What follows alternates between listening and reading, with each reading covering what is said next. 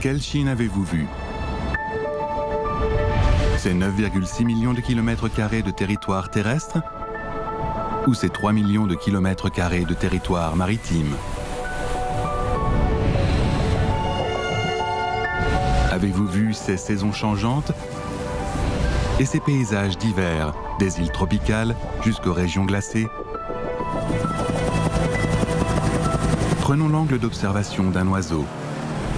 Décollons du sol jusqu'aux nuages et savourons ces images spectaculaires. Aventurons-nous dans des endroits inaccessibles pour découvrir la Chine vue du ciel.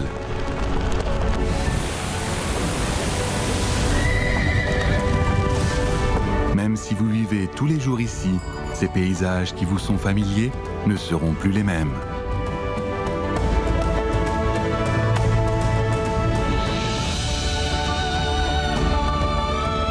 Du monde qui nous entoure aux demeures les plus lointaines, en passant par la nature, la géographie, les sciences humaines et l'histoire, ce vol vous fera vivre une expérience inoubliable.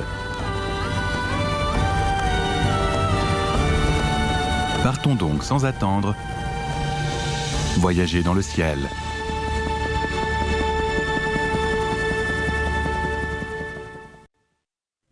Située dans l'est de la Chine, la province du Shandong est bordée par la mer Bohai et la mer Jaune.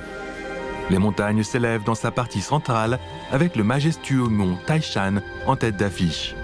Venant de l'ouest, le fleuve Jaune traverse la plaine du nord et s'élance à l'est dans la mer.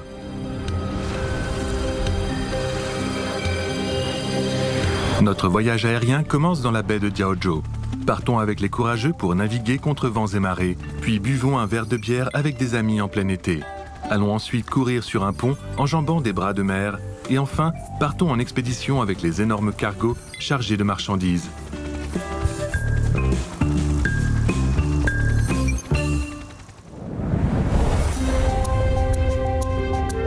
Voici le centre olympique de voile de Qingdao. Au signal de départ, 8 voiliers ont quitté le port l'un après l'autre pour prendre le départ des régates internationales de la Coupe Far East, longue de 2300 000 marins. Un marin chevronné doit avoir le courage d'explorer l'inconnu et peut naviguer contre vents et marées.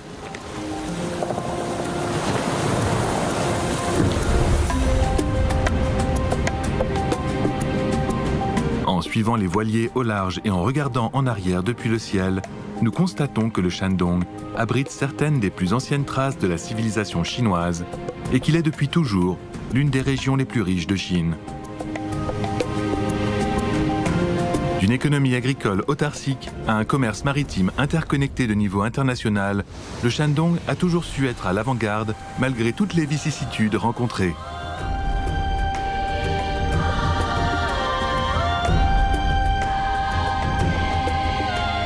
Depuis la réforme et l'ouverture, le Shandong s'est toujours classé parmi les 3 premières provinces de Chine en termes de PIB. Devant nous, la ville de Qingdao est la nouvelle étoile brillante de cette terre ancienne.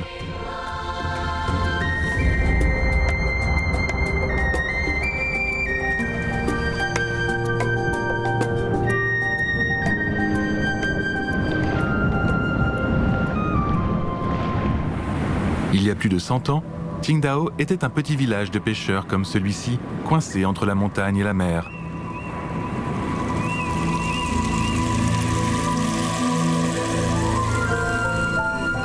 Le mont Laoshan,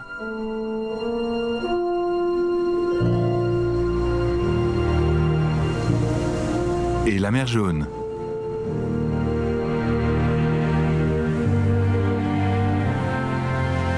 Avec ses forêts de pins et ses vagues bleues, Qingdao s'intègre parfaitement au développement rapide du monde.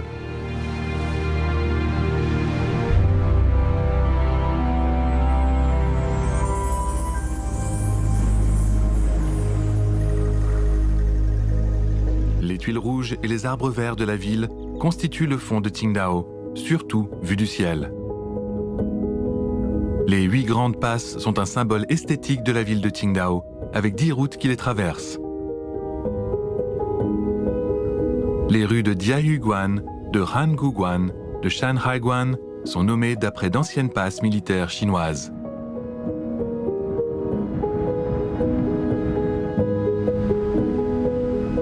Plus de 300 bâtiments aux styles exotiques sont disposés le long des rues.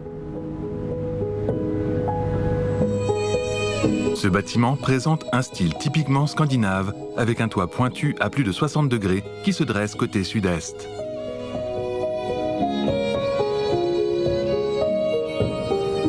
Il porte un nom romantique, la Villa de Princesse. Voici l'emblème du quartier des villas des 8 grandes passes, le bâtiment de Huache. C'est une véritable demeure avec vue sur la mer sur 3 côtés. On peut y regarder au loin pour voir que les navires géants quittent le port et les gens s'amusent sur la plage.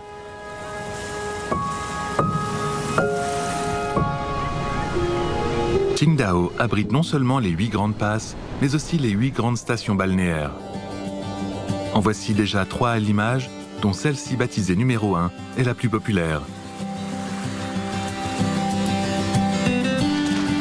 Les habitants de Qingdao vont à la plage pour se baigner.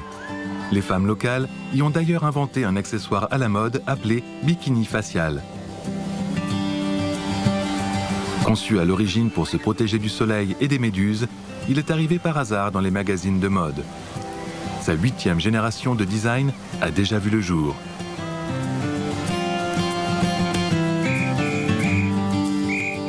Elles sont rejointes par un groupe de sauveteurs discrets qui surveillent de près les touristes.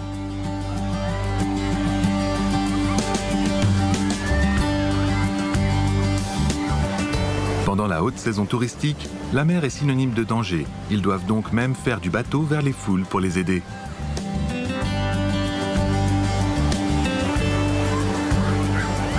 Avec eux, la mer devient sûre.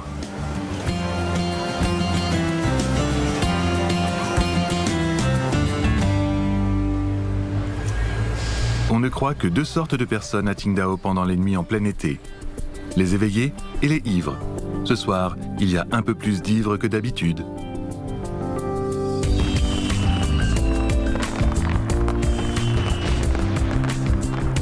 Le premier festival de la bière a eu lieu à Qingdao en 1991. Pour profiter des nuits d'été, il est agréable de se réunir avec la famille et les amis pour boire de la bière. Dans cette atmosphère libre mais pragmatique, Qingdao a donné naissance à plusieurs marques assez célèbres en Chine et à l'étranger. Elle est donc connue comme la capitale des marques en Chine. Dans le monde entier, un toast est un langage corporel commun. Quand on trinque, la joie se répand.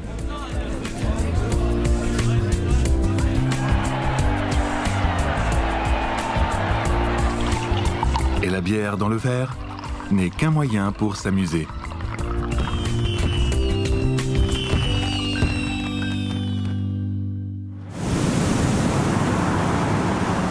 Normalement, ce pont est fermé aux piétons.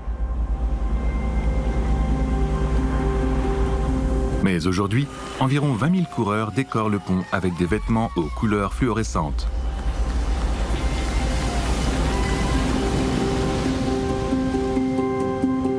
Différente d'un marathon urbain, cette course est à sens unique, sans foule ni issue.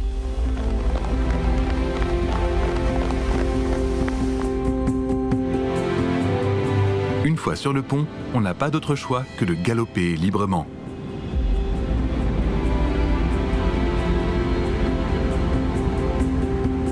Le pont de la baie de Jiaozhou, d'une longueur prévue de 36,48 km, était le plus long pont sur mer du monde lorsqu'il a été officiellement mis en service en juin 2011.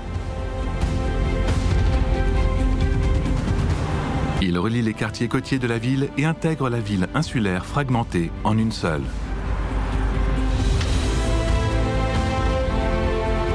En mars 2020, ce pont a été allongé de plus de 2000 mètres et le projet de liaison de Jiaozhou a été ouvert au trafic, intégrant la construction de la zone modèle de l'Organisation de coopération de Shanghai, un enjeu national dans le cercle de vie de 30 minutes de Qingdao.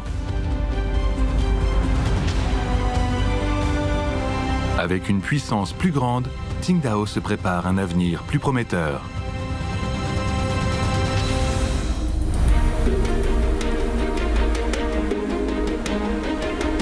Plus de 90% du commerce d'importation et d'exportation de la Chine est réalisé par le transport maritime. Le Shandong compte 3 des 10 premiers ports chinois en termes de tonnage, dont le port de Yantai.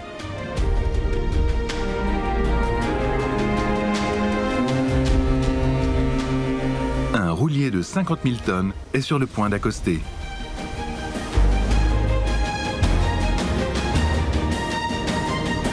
Un quart du terminal de conteneurs d'1 million de mètres carrés est aujourd'hui réservé à ces véhicules.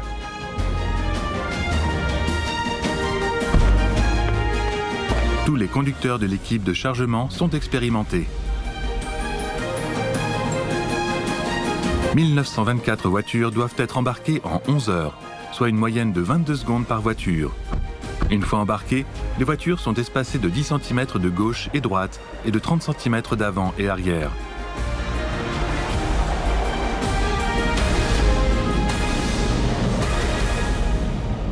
« 20 jours plus tard, ces voitures arriveront de l'autre côté du Pacifique, au Mexique. C'est la vitesse de circulation du monde d'aujourd'hui et c'est aussi celle du Shandong.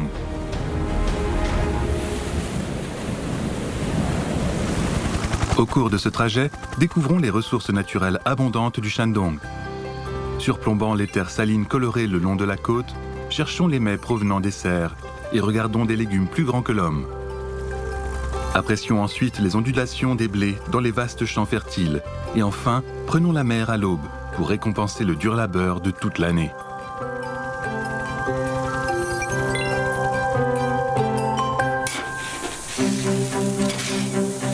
Grâce à des terres fertiles, le Shandong est l'une des régions les plus peuplées de Chine depuis les temps anciens jusqu'à aujourd'hui.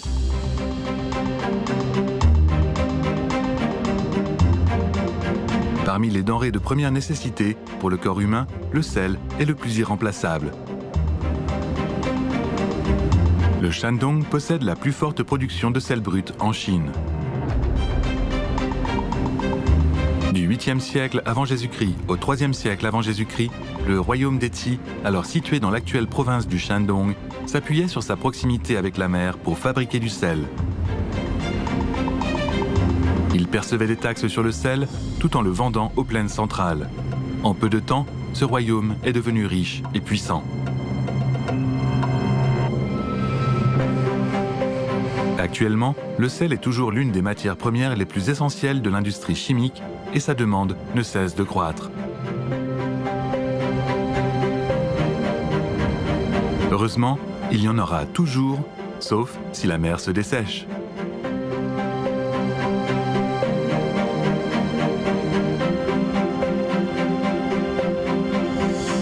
Quittons la mer et allons à l'intérieur de la province.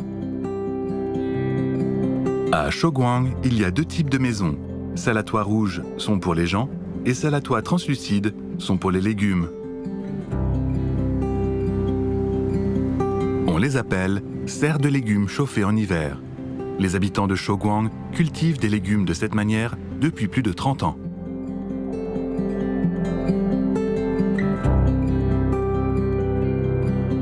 La lumière du soleil pénètre à travers le film plastique qui conserve ensuite la chaleur à l'intérieur de la serre. Elles peuvent aussi être chauffées manuellement si nécessaire.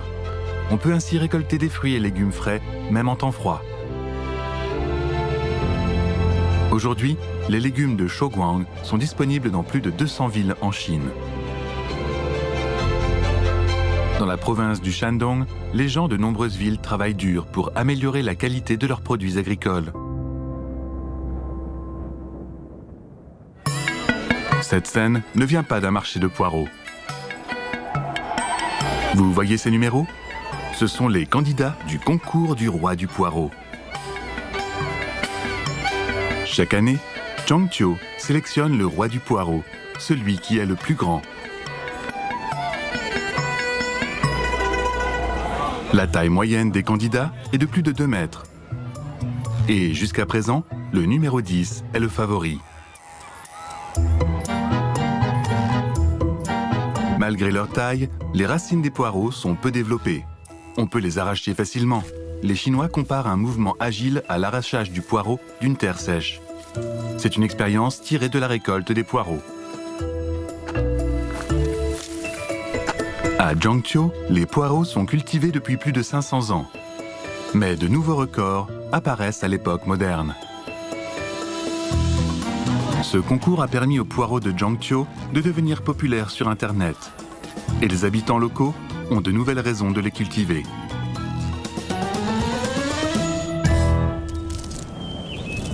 Les pommes que nous mangeons aujourd'hui ont débarqué de Yantai et ont commencé à être cultivées dans le Shandong il y a plus de 100 ans.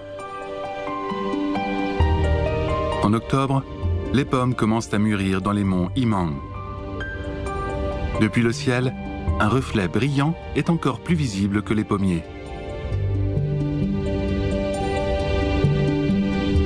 À travers le reflet du paillis argenté, le dessous des pommes est également exposé au soleil. Elles sont ainsi plus sucrées et plus colorées.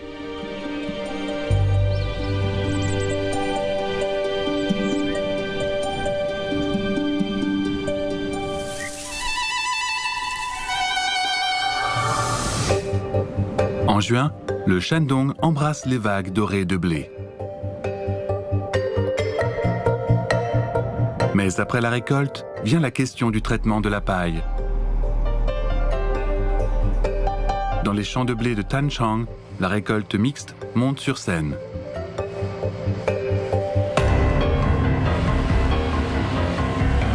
Les moissonneuses prennent la tête.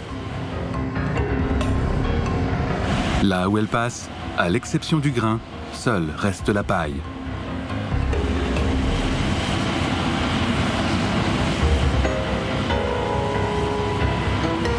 Ensuite, les andaineuses, avec leur râteau rotatif puissant, rangent la paille éparpillée et l'organisent en ligne.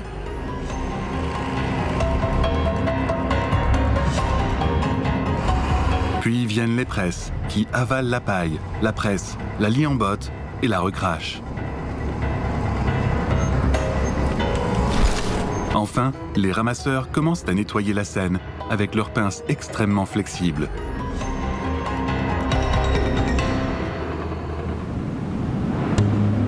La paille collectée sert de combustible, d'aliment pour animaux, de matière première pour le papier et de base de culture de champignons.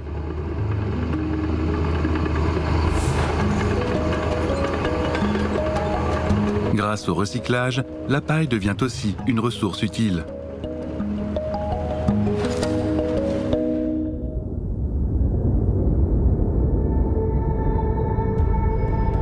Dans la province du Shandong, les terres cultivées s'étendent à la mer.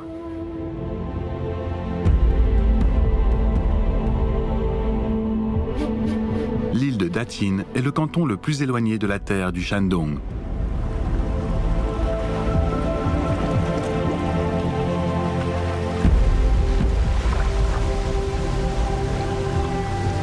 C'est la période des récoltes. À 4 heures du matin, les villageois partent en mer en bateau.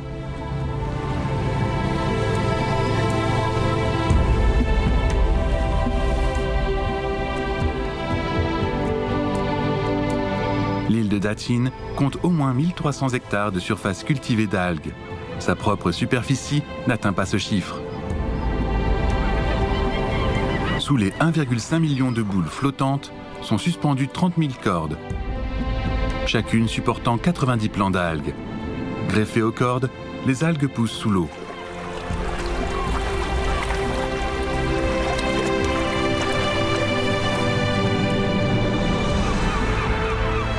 Il y a 7 mois, les plants d'algues ont été insérés sur les cordes un par un à la main.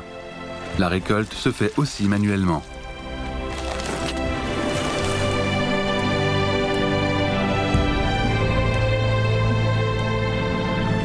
Les villageois ne prennent le retour que lorsque la marée haute commence à se faire sentir sur le bateau.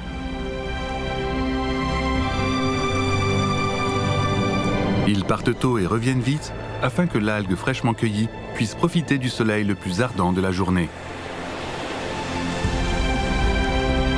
Les bancs de vase en bord de mer sont idéaux pour le séchage. Toutes les algues y sont déroulées et étalées à plat. On les déplace et renverse toutes les 2 heures.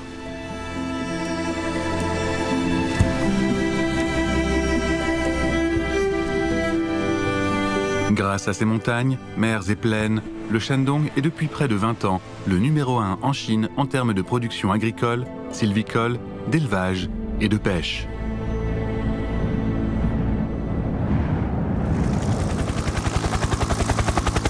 La partie centrale de la province du Shandong accueille son point culminant. Grimpons et tenons-nous au sommet pour admirer les beaux paysages des montagnes, puis visitons un grand penseur à Tufu.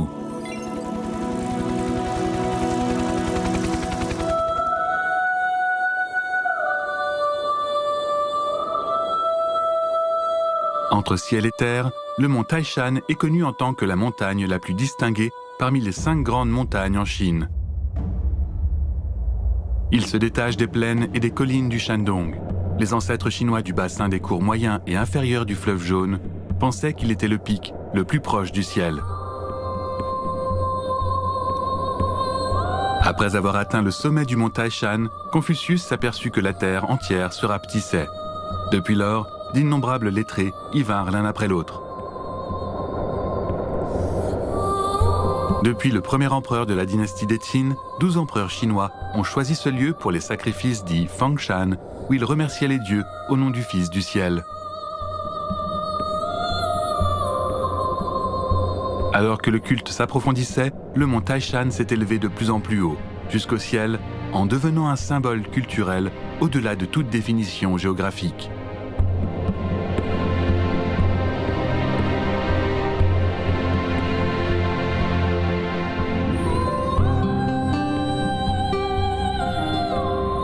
En 1936, à une altitude de 1545 mètres, le mont Taishan a gagné en hauteur.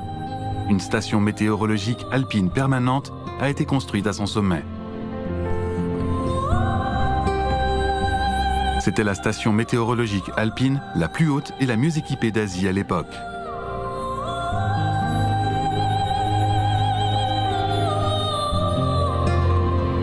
À cause du terrain escarpé, il était difficile d'y accéder en véhicule. Presque tous les matériaux de construction, les instruments, les équipements et les fournitures ont été transportés au sommet par les forces humaines.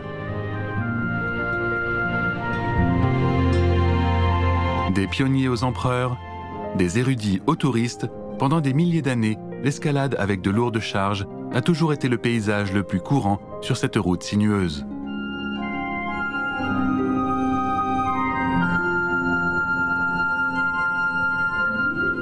En 2014, à plus de 10 000 km de là, la 4e station de recherche en Antarctique de Chine, baptisée la station Taishan, a été achevée et mise en service.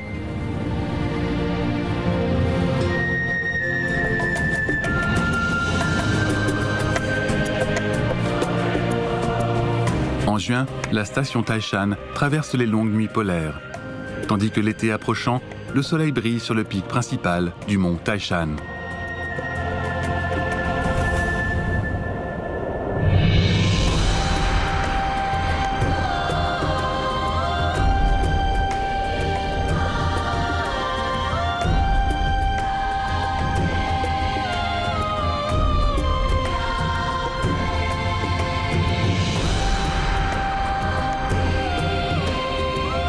Tous ces touristes ont attendu ici toute la nuit pour voir le lever du soleil.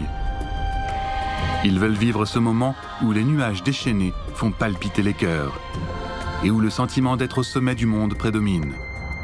Peu importe la scène de lever du soleil qu'ils voient, ce qui compte, c'est qu'ils soient au sommet du mont Taishan.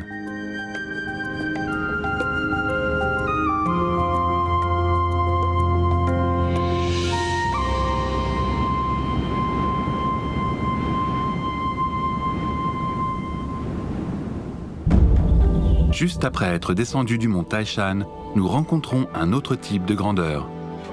Le temple, le cimetière de Confucius et la résidence de la famille Kong sont les symboles de la mémoire de Confucius et de la grande estime du confucianisme des Chinois à travers les âges. Il y a plus de 2300 temples de Confucius dans le monde, dont celui de Tufu est le plus grand. Confucius y est né il y a plus de 2500 ans. Après sa mort, le royaume des loups a érigé ses 3 anciennes maisons en temple. Depuis lors, les années, tout comme les dynasties, défilent, mais les temples de Confucius n'ont jamais été détruits. Au contraire, ils ont été agrandis et rénovés et se sont épanouis dans le monde entier.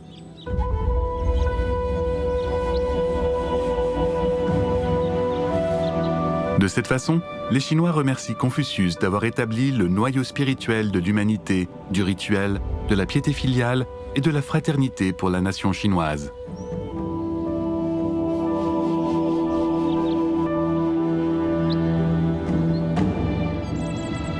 Lors de la fête Qingming, les descendants de Confucius du monde entier se rendent au cimetière de Confucius pour rendre hommage à leurs ancêtres.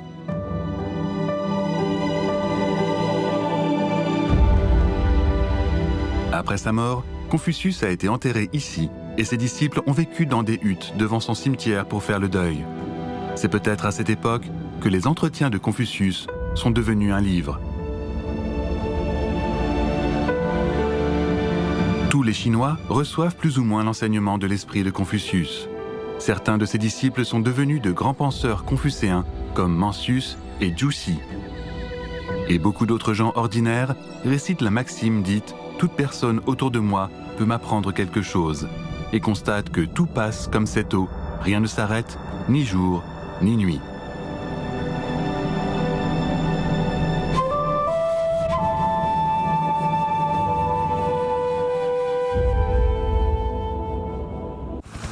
Voyageons sur la mer Bohai. Observons clairement la rencontre des rivières et des mers, puis volons librement avec l'aéronef le plus ancien. Saluons ensuite des phoques mignons vivant le long de la démarcation naturelle. Et enfin, soyons témoins d'une histoire d'amour romantique de cygne à Rongchang.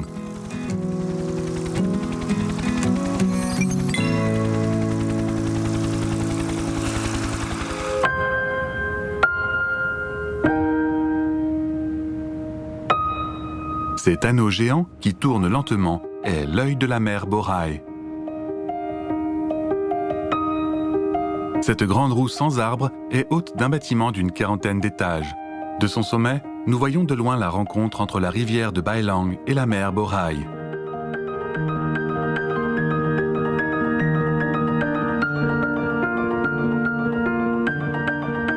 Il y a 10 ans, la rivière de Bailang était entourée d'une vaste friche saline.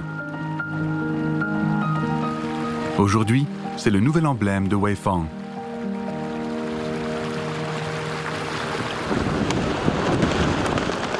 À Weifang, il n'est pas fréquent de voir des cerfs-volants d'une forme aussi simple. Voici les créatures marines géantes qui sont les vedettes de ce rassemblement de cerfs-volants. Les amateurs de cerfs-volants du monde entier sont déterminés à faire voler le monde sous-marin dans le ciel.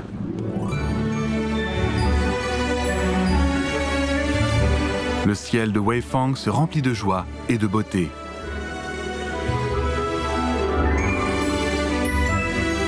Plus le cerf-volant est grand, plus la joie est grande. Plus les cerfs-volants sont nombreux, plus les gens sont heureux.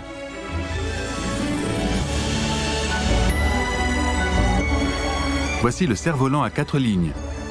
Il faut manipuler 4 lignes de traction afin de lui permettre de réaliser des mouvements acrobatiques dans l'air.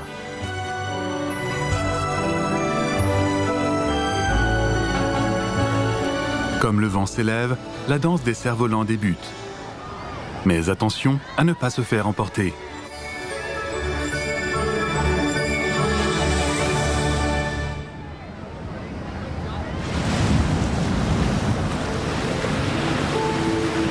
Repartons de Weifang pour Penglai. Au phare du mont de Tianrong, en regardant vers le nord, nous distinguons vaguement une ligne en forme de S sur la mer.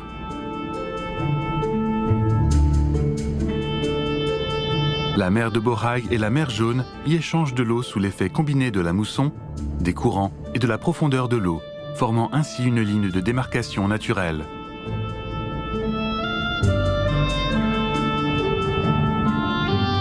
Des deux côtés, Penglai et Dalian partagent ce spectacle.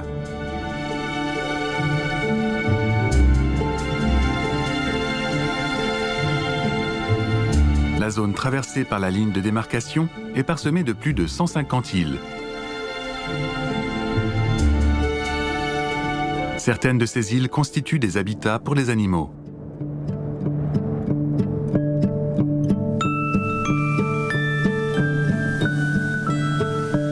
Un phoque tacheté laisse entrevoir sa tête en regardant curieusement autour de lui. Il veut chercher un endroit approprié pour se prélasser au soleil. Il n'y a plus de place ici. Il doit trouver un autre endroit.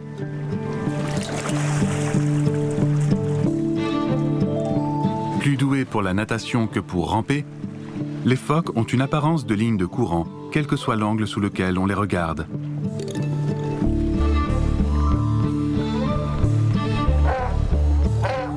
Les ancêtres du phoque vivaient sur Terre, et pour s'adapter à la vie dans l'eau, leurs membres se sont transformés en nageoires, mais ils savent toujours se gratter.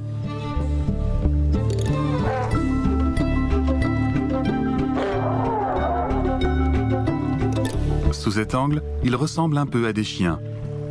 Mais leur parenté est en fait plus proche des ours.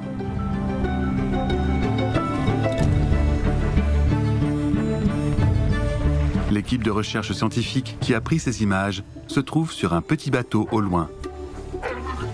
Elle envisage de créer une réserve marine pour accueillir chaleureusement ses amis potelés.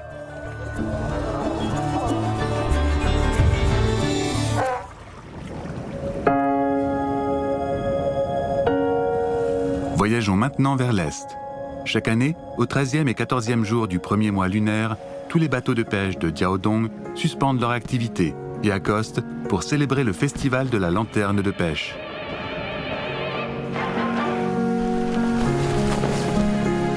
Les pêcheurs posent des couplets antithétiques et le caractère fou sur leur bateau, espérant que la chance apportée par la couleur rouge leur offre sécurité en mer et pêche abondante. Ce festival se poursuit depuis 500 ans et constitue une cérémonie annuelle de remerciement à la mer pour les habitants de Diaodong.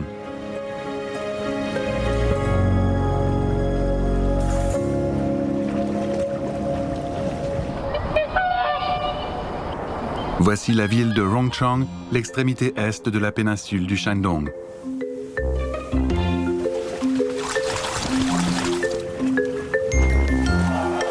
C'est un habitat hivernal important pour les cygnes chanteurs.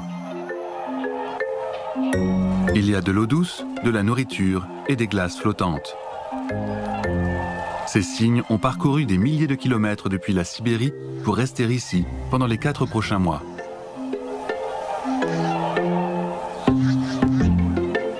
Tous les jours, ils se reposent pendant près de la moitié de la journée. Les jeunes cygnes sont plus petits que leurs parents. À cause de leur plumage gris-brun, on les appelle les vilains petits canards.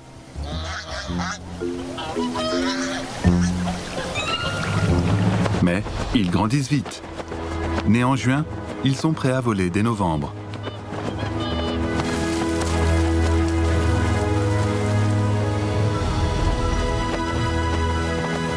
Les cygnes chanteurs planent merveilleusement bien dans les airs. Champions des oiseaux, ils peuvent voler à une altitude de 9000 mètres, aussi haut qu'un avion civil.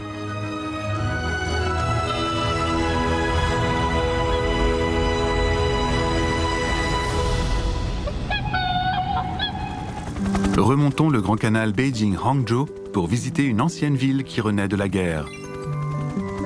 Rencontrons des fleurs de lotus sur un lac limpide et partageons la vie des villageois vivant sur leurs bateaux. En volant vers le nord, observons un lac provenant d'une douve et finalement découvrons une zone résidentielle témoignant de la prospérité du canal.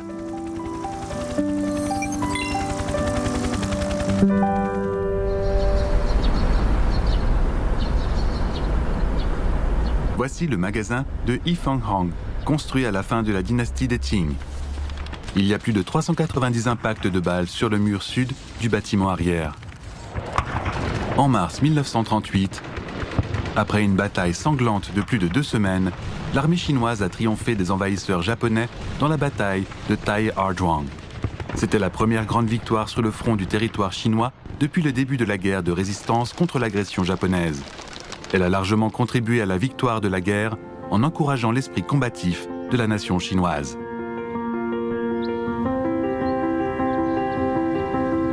Ce que nous voyons maintenant, c'est l'ancienne ville reconstruite en 2008 dans sa forme originale. On y retrouve des murs à tête de cheval de style de Lanhui, des maisons Ho'ar de style cantonais, des maisons à cours carrés du nord de la Chine et des maisons du sud du Shandong.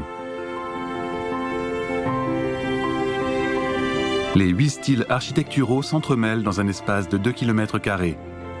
Voici ce qu'était vraiment le paysage original de Taizhuang. À la fin de la dynastie des Ming, l'écluse de Taizhuang est devenue la première écluse du Grand Canal allant du Jiangsu au Shandong. Les marchands apportaient avec eux aussi bien les styles architecturaux de leur ville natale que la prospérité commerciale.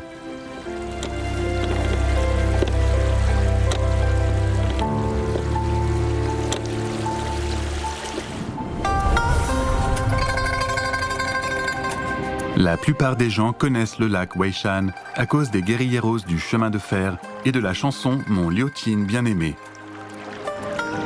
Mais ce que beaucoup de gens ne savent pas, c'est que le lac Weishan est le plus grand lac d'eau douce du nord de la Chine.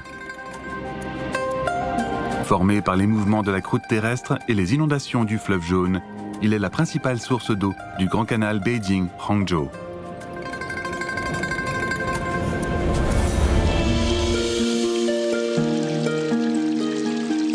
En été, les touristes admirent plus de 66,7 km² de fleurs de lotus rose en floraison.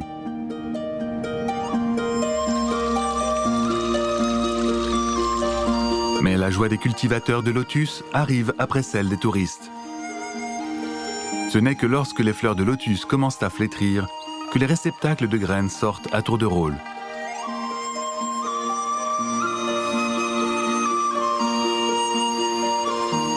Les cultivateurs savourent les récoltes.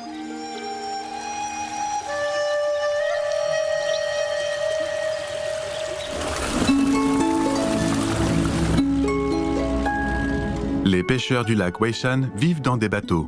Ils se déplacent avec les poissons et partout où ils vont, leur maison les suit. Les bateaux sont reliés bout à bout, formant de longues rues sur l'eau.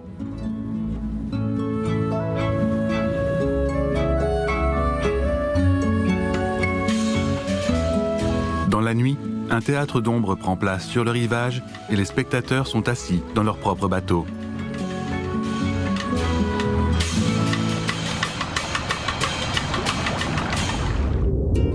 En volant vers le nord, nous voyons une petite ville carrée émerger de l'eau. Depuis un point élevé, rien n'échappe au regard.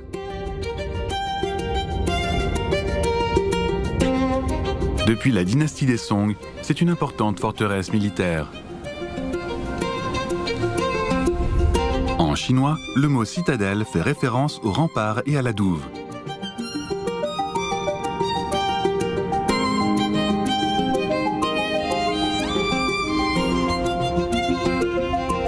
Les premiers habitants avaient creusé une simple douve, mais comme la ville est près du Grand Canal et du fleuve Jaune, les militaires et civils ont ensuite puisé sans cesse l'eau du fleuve et du canal pour élargir la douve. Sans le vouloir, Dongchang a ainsi obtenu un lac douve.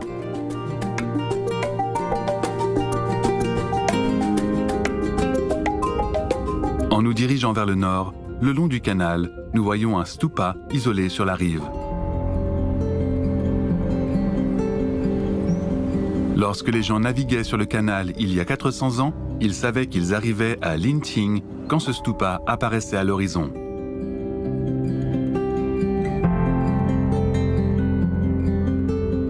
Linqing est un nom incontournable dans toutes les cartes du Grand Canal Beijing-Hangzhou. Autrefois, en tant qu'une des villes les plus prospères de Chine, ses revenus de douane étaient les plus élevés des villes riveraines. De l'habillement à la nourriture, de la littérature à la musique, Linqing pilotait la mode de la Chine.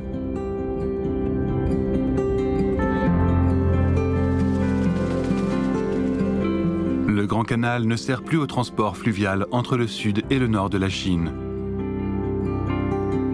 Ce lieu est devenu une zone résidentielle aux tuiles rouges et murs blancs, où l'on mène une vie paisible et heureuse en élevant des moutons et en pêchant.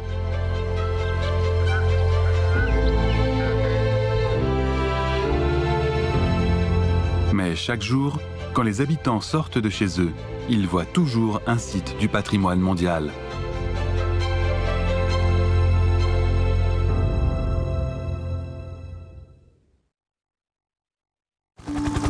En partant de la plus ancienne Grande Muraille, découvrons une ville de sources, puis visitons les paysages décrits dans des livres. Le Shandong prépare un magnifique tapis rouge pour le fleuve jaune qui voyage au loin, et nous l'accompagnons dans son élan dans la mer.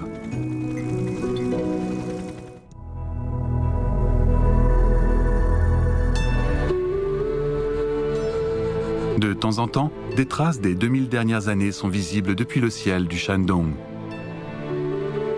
Ces pierres, éparpillées dans les montagnes, constituent la plus ancienne grande muraille encore existante, la Grande Muraille des Qi.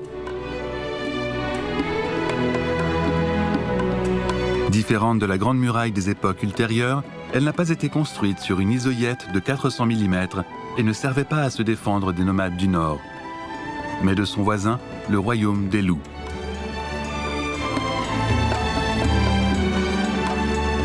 Qi était un royaume riche pendant la période des printemps et automnes, tandis que Lu était au milieu du rituel des Zhou. Ces pierres ont été témoins de siècles d'affrontements entre Qi et Lu qui ont fusionné par la suite.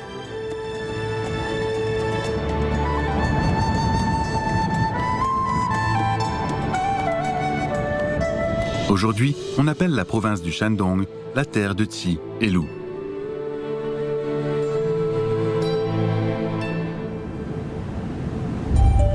Voici la première ligne de métro de Jinan.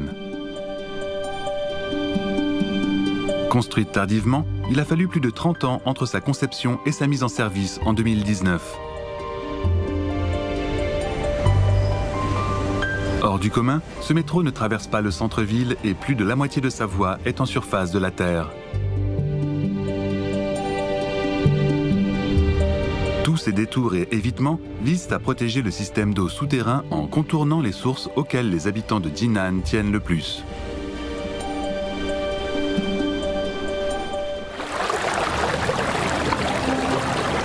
La source de Baotrou jaillit-elle encore aujourd'hui?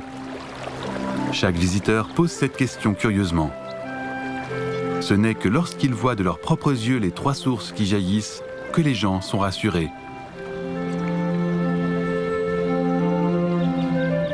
En chinois, le mot Nan signifie sud. Jinan, dont le nom porte ce mot, montre aussi la douceur des villes du sud de la Chine. Peut-être est-ce lié aux sources souterraines jaillissantes. À Jinan, il y a 72 sources connues et plus de 700 sources inconnues au total. Tous les foyers profitent des sources et des saules. Jinan est connue pour être la ville des sources.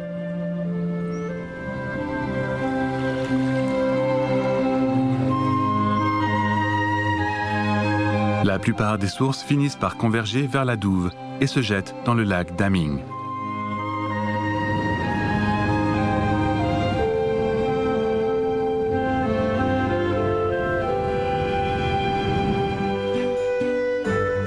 Les sources et le lac humidifient l'air et nourrissent la vie de Jinan. Les lettrés célèbres qui sont nés à Jinan ou qui y ont voyagé ont donné aux sources et aux lacs une grande renommée à travers leurs poèmes.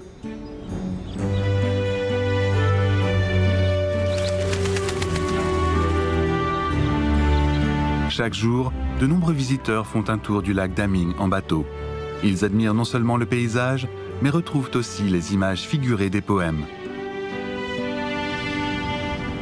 Il y a plus de 1200 ans, Du Fu a rencontré des amis dans ce pavillon et a déclaré « Ce pavillon est le pavillon le plus ancien à l'ouest de la mer, là où j'ai rencontré le plus de savants célèbres. »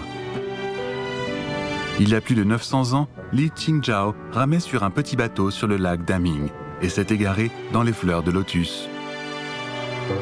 Après cela, on a construit des clôtures.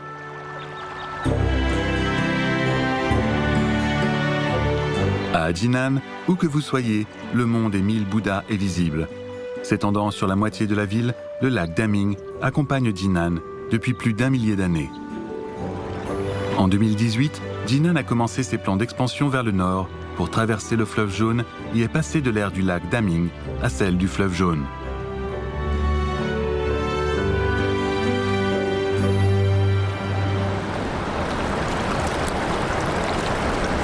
En volant vers l'est, voyons le lever du soleil sur la mer Bohai, aussi sur le fleuve jaune. En 1855, à cause des inondations, le fleuve Jaune a détourné son cours vers la province du Shandong pour se jeter dans la mer.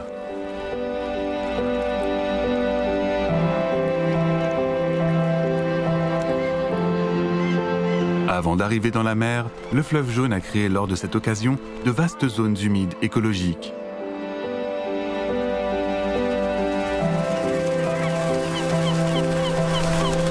Le delta du fleuve Jaune possède les zones humides estuariennes naissantes les plus jeunes, les plus vastes et les mieux préservées de Chine.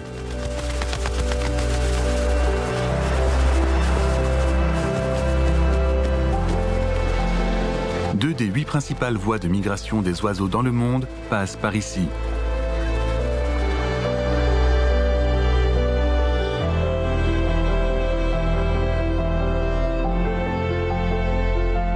La terre ici est très saline, mais le Suaeda glauca s'y adapte bien.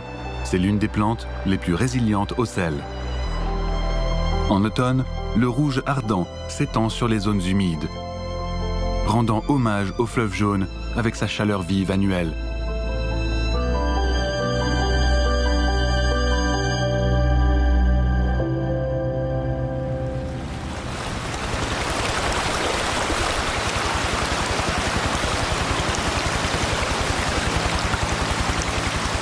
L'hélicoptère qui vole à 130 km/h accompagne le fleuve Jaune dans les airs sur ses 5 derniers kilomètres.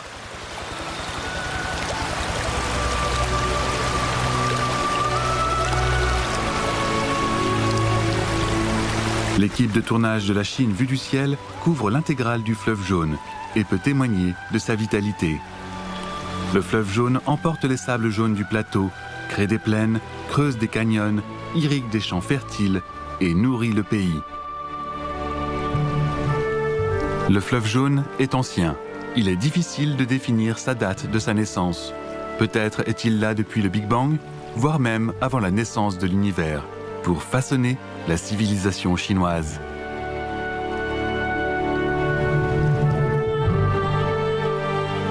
Mais le fleuve Jaune est relativement nouveau. Depuis plus de 160 ans, il fait progresser le littoral et a élargi les plaines du nord de la Chine de plus de 2300 km².